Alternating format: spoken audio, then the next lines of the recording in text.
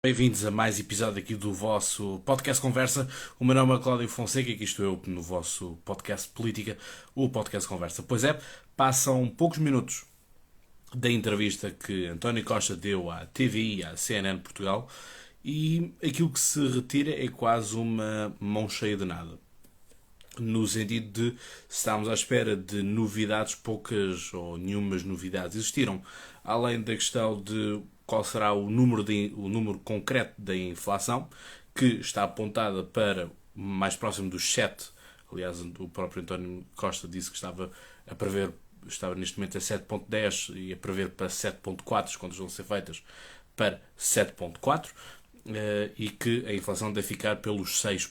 Portanto, as contas estão assim a ser feitas, assim como ficamos a saber que as negociações em relação ao novo aeroporto de Lisboa estão a ficar boas entre António Costa e Montenegro, sendo que o Ministro das Infraestruturas e da Habitação, Pedro Nuno Santos, não é chamado para a equação, o que é assim, no meio disto tudo, assim, um pouco estranho, porque como é que nós temos um ministro titular da pasta que não é colocado em todo este processo do meio, não é? Portanto, este intermédio, a mim faz um pouco confusão como é que nós não temos pelo meio o titular da pasta numa reunião a três. Portanto, aquilo que nós temos, e o próprio Montenegro, que está em Viseu, que vai agora ter uma Assembleia Distrital, confirmou isso, que o único interlocutor que ele tem é nada mais nem menos que António Costa, portanto fala diretamente com o Primeiro-Ministro. Enfim, cada um fala com quem quiser lhe apetecer. A democracia é mesmo assim. Mas percebemos também que é apenas para afinar a metodologia. Significa isto que certezas e conclusões das coisas ainda não vão ir além. E recorde-se que esta matemática já dura há mais de 50 anos, em que as coisas não vão funcionar. As coisas não estão a funcionar. Eu, inclusive, já tinha aqui partilhado um Reels do próprio José Sócrates que dizia que tinha que ser agora. Tinha que ser agora despachar o segundo aeroporto para Lisboa. Mas não, continuamos ainda com reuniões e reuniõezinhas para decidir metodologias. Aquilo que se percebe desta mesma entrevista é que, basicamente, isto vai-se fazer uma navegação à costa, portanto, uma navegação à vista. Quer dizer que não há um grande comprometimento para aquilo que é para o futuro, mas sim do estilo vamos vendo como é que isto vai ser e, portanto, os passageiros não são cortados, não há truques, não há malabarismos, mas as coisas não são tão bem assim quanto isso, não é?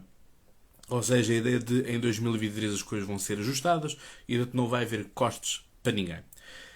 Eu entendo que para um Primeiro-Ministro também seja complicado comprometer-se a médio e longo prazo.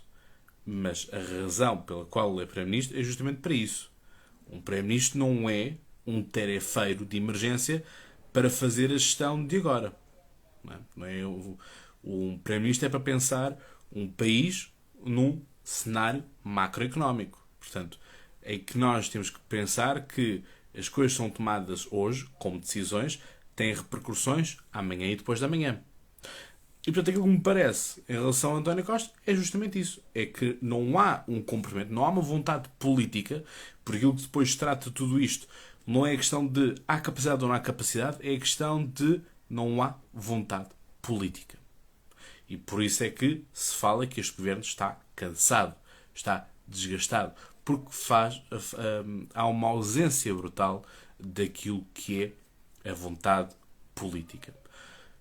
E a questão é, havendo vontade política, também existe execução política, porque o Primeiro-Ministro e o Partido Socialista têm maioria absoluta. Portanto, tudo que eles decidam, conseguem aplicar, e portanto não é por aí.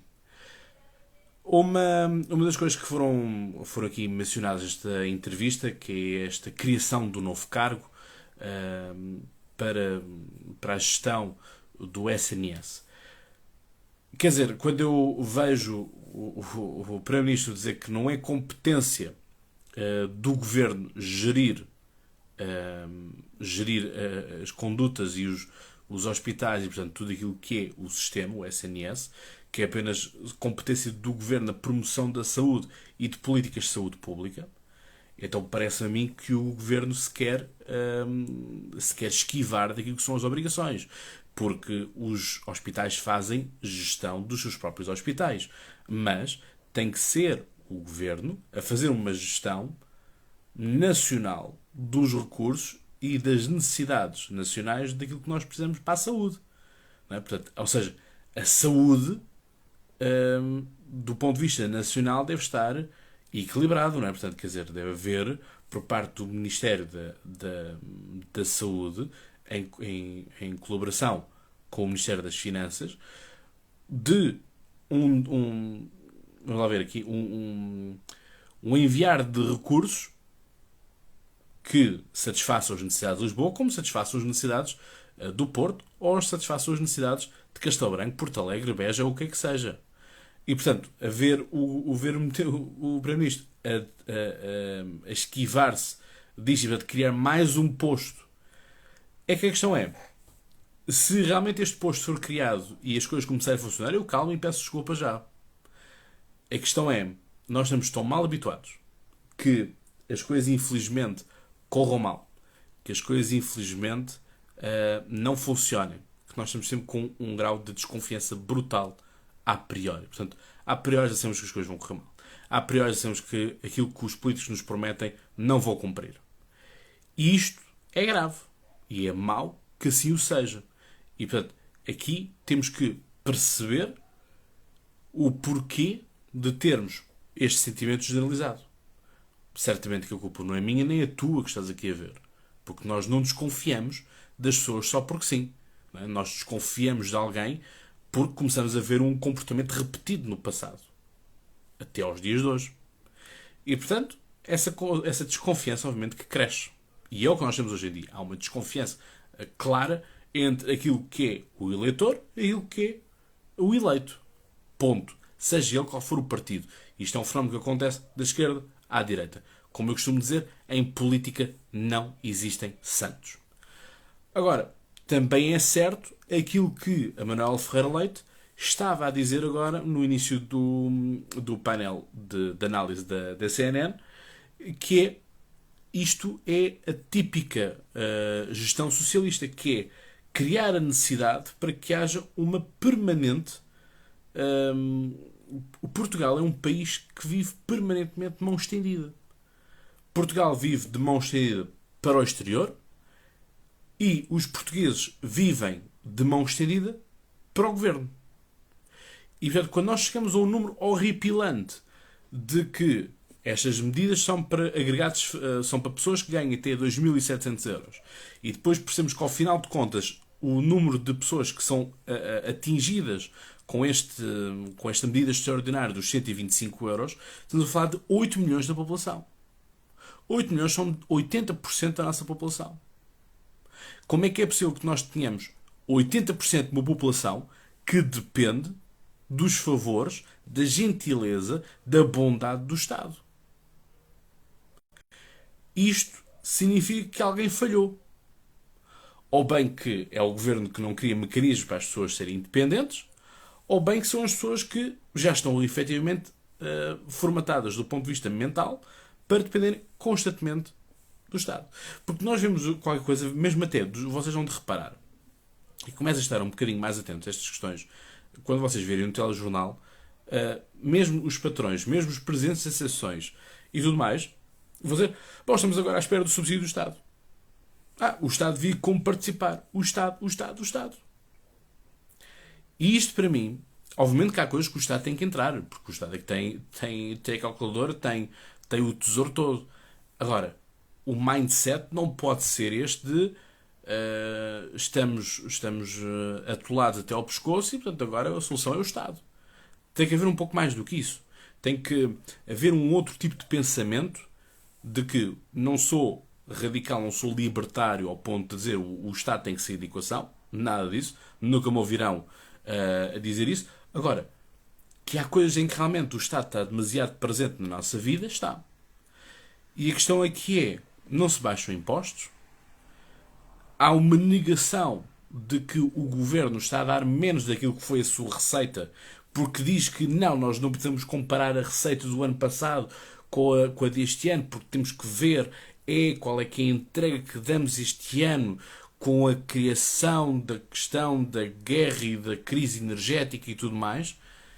Bem, é que se vamos assim, isto então é surreal, que é, chegamos à caixa do supermercado, não, olha, é assim, eu vou-lhe dar aqui 5 euros, mas a conta são 10 euros. Não, mas repare, porque nós não podemos comparar o preço da caixa de cereais de hoje com os dias de ontem. Não, nós temos que comparar esta caixa de cereais, que agora estão a 2 euros, que eu antigamente comprava por 89 cêntimos há 6 anos atrás. Portanto, você tem que perceber. É que isto, o António Costa disse uma coisa, um detalhe delicioso, que é o português é uma questão importante, porque o jornalista estava ali a pôr de uma forma que não estava a agradar a António Costa. Mas a questão é mesmo esta, é que a esquerda é campeoníssima naquilo que é toda a forma de arquitetar uma realidade, em que nós vemos isso com estas questões agora identitárias, que alguém considera-se X e, portanto, passa a ser X mesmo que aquela pessoa seja um Z. Não é? Portanto, é a reconstrução de realidades ao prol de criar realidades novas. E isto, quando nós controlamos a gramática, quando nós controlamos o significado, quer dizer, isto entramos na lógica do 1984, não é? Que 2 mais 2 é igual a 5. Vocês estão a ver neste momento uma camisola azul com um barco à vela e eu vou-vos dizer, não, isto aqui é um touro, isto aqui é uma camisola vermelha. E quem não for é qualquer coisa, vamos inventar aí um fóbico qualquer para vos ofender, que é vocês sentirem-se coagidos a pensar nisto. Em relação aos jornalistas, aquilo que foi a sua prestação, achei os jornalistas péssimos, como é o seu habitué, em que não são capazes de se impor. Numa primeira fase, António Costa estava muito irritado. Aliás, via-se, por exemplo, ele estava com as folhas na mão e as mãos a barar por tudo, porque era a questão de vai haver um corte ou não vai haver o corte das coisas. Nós sabemos que o António Costa não gosta de ser contrariado e quando é contrariado flipa muito rapidamente. Enfim, nem sei como é que ele não deu uma de quase quando ia bater naquele velhote também não ser levantado e quase ir bater no jornalista. Mas jornalistas com a voz tragada, com uma voz com medo, deixe-me fazer esta pergunta, eu queria fazer isto. Não, é fazer a pergunta e acabou. Porque com muitos alunos de jornalismo, ou alguns jornalistas gostam de pôr nas suas biografias, dos Instagrams, dos LinkedIns, dos Facebooks da vida, que é tudo o jornalismo sem criar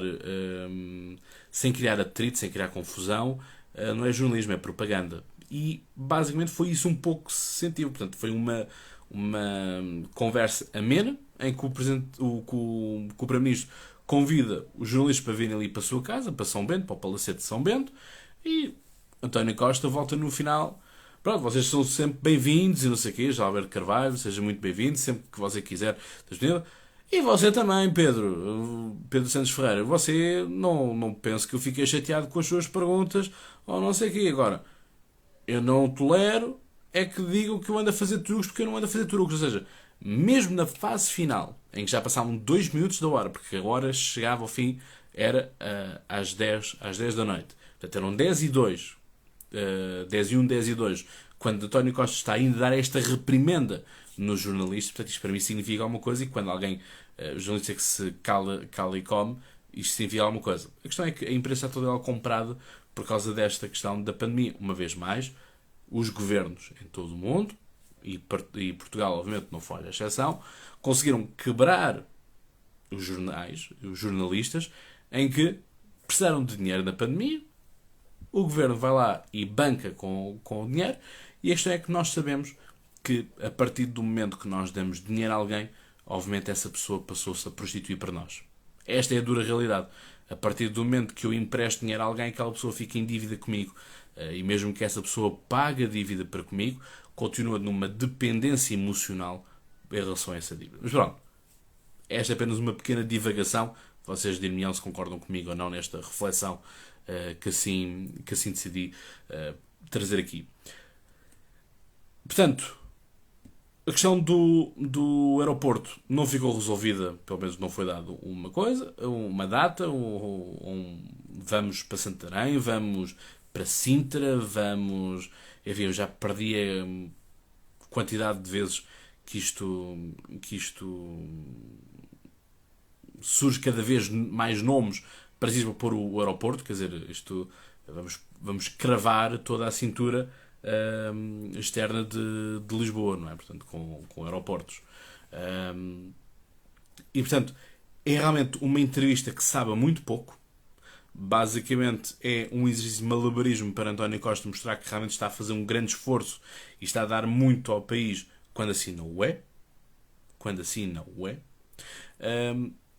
Não antevê grande coisas vamos ter já para o dia 10 de outubro, foi a data que ele avançou, dia 10 de outubro, ao Orçamento de Estado, pelo menos essa foi a data que ele avançou, e obviamente que as grandes medidas de combate à inflação vão estar presentes no Orçamento de Estado, boas ou más, e depois cá estaremos nós para comentar e para vermos como é que isso se processa ou não. Mas obviamente que esta questão dos 125 euros é um penso rápido para se durar até lá.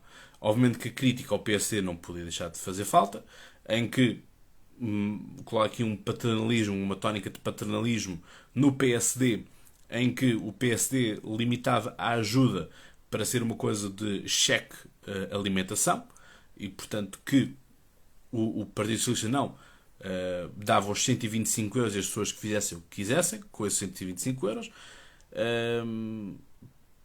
porque o Partido Socialista recusa-se a fazer o paternalismo de dizer aos portugueses o que é que têm a fazer ou não devem fazer. É engraçado que esse mesmo paternalismo ou essa repulsa ao paternalismo não deixou de existir durante o período todo dele da pandemia, e mesmo até quando outros países já estavam noutros patamares de gestão desta pandemia, em que Portugal continuava patamares atrás na gestão da pandemia. Mas aí o Estado paternalista era necessário, não é? A questão são estas dualidades de critérios que muitas vezes as coisas vão escapando, não é? O tempo vai limpando as coisas para o bem ou para o mal, e depois fica curto. Fica curto e, portanto, não me parece que isso seja de todo o mais correto. Mas lá está, volto a dizer, é uma entrevista que sabe a muito pouco, pouco se retira.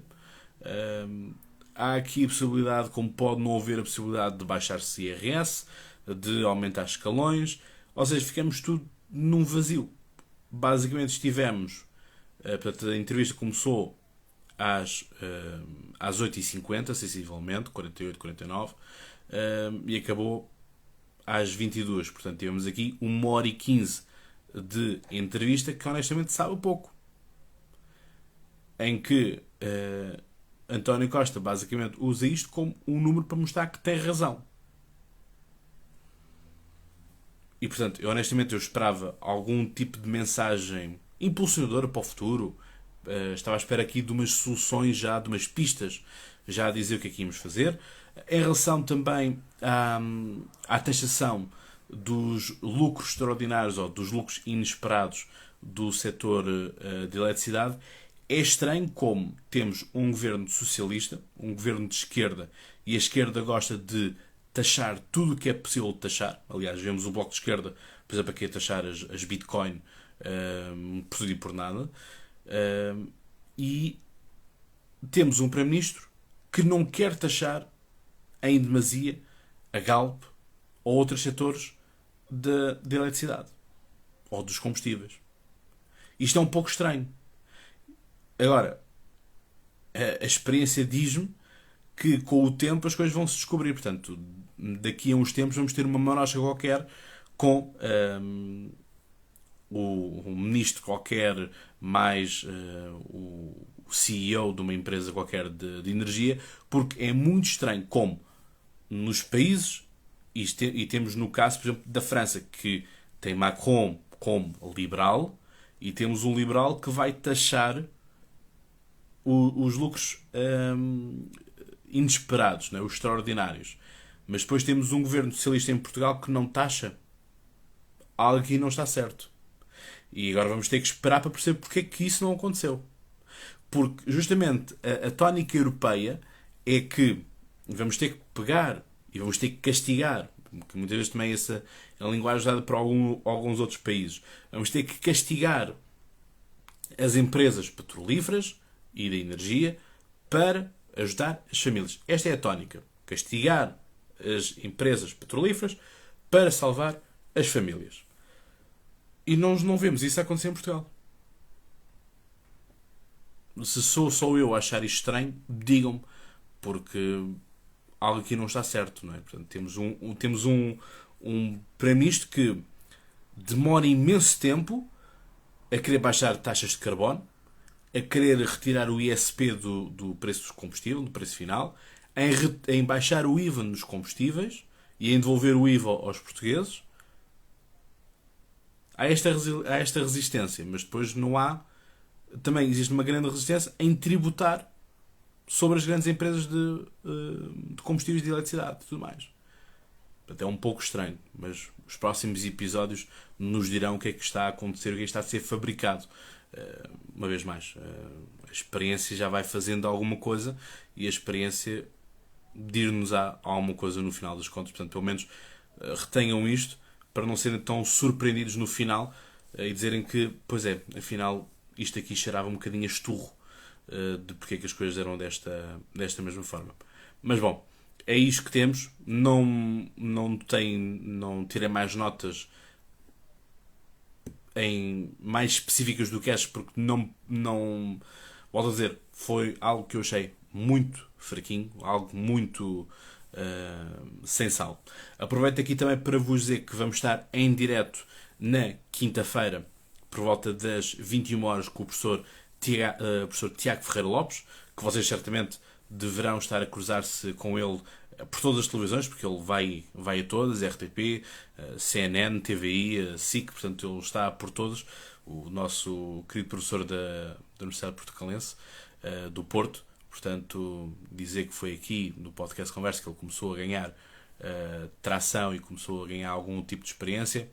Vamos perguntar-lhe isso também na próxima live, a título de brincadeira, porque obviamente não há aqui vontade nenhuma de cobrar o que é que seja. Mas é bom vermos isto, não é? É bom vermos pessoas que estão no projeto do podcast Conversa. O professor Tiago Ferreira Lopes não está desde o início, mas está desde o meio deste mesmo projeto e, portanto, é sempre bom e, obviamente, que há um carinho especial quando vemos aqueles que nos ajudam, aqueles que também estão aqui, participam e que vão se ingrando e vão fazendo as coisas. E, obviamente, que o professor Tiago Ferreira Lopes, para mim, não é por ele vir aqui ao Podcast Conversa, para mim é daqueles analistas que diz as coisas de uma forma simples, não simplista, mas simples, que realmente faz com que qualquer pessoa que esteja a ouvir, a ver, consegue entender. Portanto, já sabem, vamos estar então com o professor Tiago Ferreira Lopes na quinta-feira às 21 horas para justamente fazermos aqui uma antevisão do reinado então, de Carlos III, percebermos também quais são as principais incógnitas. À cabeça, Escócia, como é evidente. Portanto, a questão da Escócia é a que mais está a fazer correr tinta e, portanto, ver como é que toda esta harmonia do Reino Unido vai funcionar, mas também da própria Commonwealth, em que, por um lado, temos países que ameaçam querer sair, como também temos países que se juntaram há relativamente pouco tempo, como foi o caso de Moçambique, e há outros que querem entrar. Portanto, há que perceber um pouco isto, há que perceber também um bocadinho como é que vão ser estes lives independentistas, entre aspas, de Canadá, Nova Zelândia e Austrália, no sentido de desfazerem-se da sua ligação direta à coroa britânica, portanto, não estarem mais sob o jugo do rei ou rainha da Inglaterra, não é? Do Reino Unido, e, portanto, é por aí. Portanto, obrigado por terem estado desse lado, é sempre um gosto contar convosco, e, portanto, como eu costumo dizer, vocês também estão mais de cor. Até lá tenham boas conversas, e já agora, juntem-se a nós, quinta-feira, às 21 horas. Um abraço.